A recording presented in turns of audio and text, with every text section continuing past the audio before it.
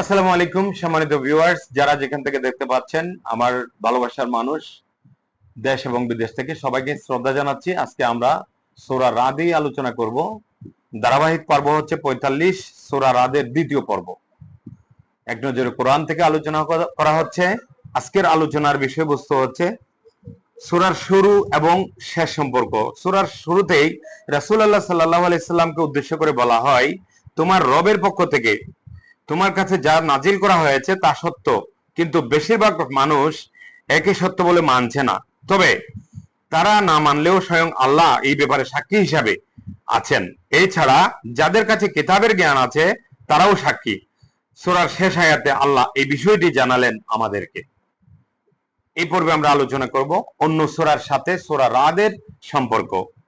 এই সূরার আগের সূরা হলো সূরা ইউসুফ, যার মধ্যে আল্লাহ তাআলা বলেছেন মহাকাশ ও পৃথিবীতে কত নিদর্শন আছে যেগুলোর পাশ দিয়ে তারা চলাফেরা করে, অথচ সেগুলোর ব্যাপারে তারা উদাসীন। অতঃপর এই সূরায় এসে সেই নিদর্শনগুলোর মধ্য থেকে কিছু নিদর্শন খুলে খুলে বর্ণনা করলেন তিনি। সম্মানিত ভিউয়ার্স, আমরা এই মুহূর্তে সূরা রাদের শানে নুজুল আলোচনা করছি। মক্কায় দিন যতই যাচ্ছে মুমিনদের অবস্থা ততই খারাপ হচ্ছে। আল্লাহ তাআলা একের পর এক বার্তা পাঠাচ্ছেন, তার রাসূল সাল্লাল্লাহু আলাইহি সাল্লাম মুশরিকদের কাছে ইসলামের দাওয়াত পৌঁছাতে দিচ্ছেন, কিন্তু মুশরিকরা বারবার মুখ ফিরিয়ে নিচ্ছে। মুমিনরা সে সময় ভাবতে লাগলো, এমন অলৌকিক কিছু যদি ঘটতো যা দেখে এরা ইমানদার হয়ে যেত। তখন আল্লাহ জানিয়ে দিলেন, এখন আর সেই রীতি কার্যকর না, আর কার্যকর থাকলেও কোনো লাভ হতো না। কবর থেকে মরা মানুষ উঠে এসে এদের সাথে কথা বললেও এরা ঈমান আনবে না। জাদু বা অন্য কিছু বলে পাশ কাটিয়ে যাবে। তবু এই সূরা নাজিল হয় মুশরিকদের নসিহত করতে, বুঝাতে, ঈমানের পথে উঠে আনার আহ্বান জানাতে।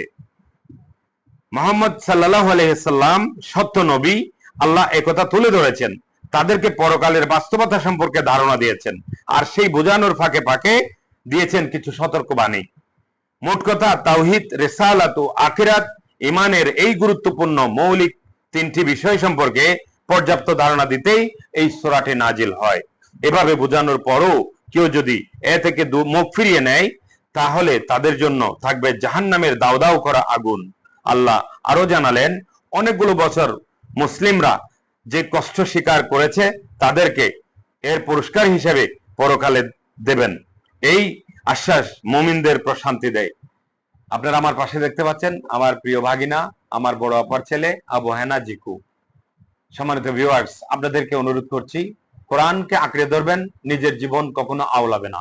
নিজের জীবনটাকে সুন্দর রাখতে হলে পারিবারিক জীবন, সামাজিক জীবন, ধর্মীয় জীবন, আর্থিক জীবন, যে কোনো ধরনের জীবন সুন্দর রেখে যদি এই পৃথিবী থেকে বিদায় নিতে চান, কোরআনের বার্তাগুলো পৌঁছানোর ব্যবস্থা করেন। আমরা সবাইকে অনুরোধ করব, ব্যক্তি জীবনে কোরআনকে অনুসরণ করেন, অনুকরণ করেন। ধন্যবাদ, সবার জন্য শুভকামনা রইল। আসসালামু আলাইকুম ওয়া রাহমাতুল্লাহি ওয়া বারাকাতুহু।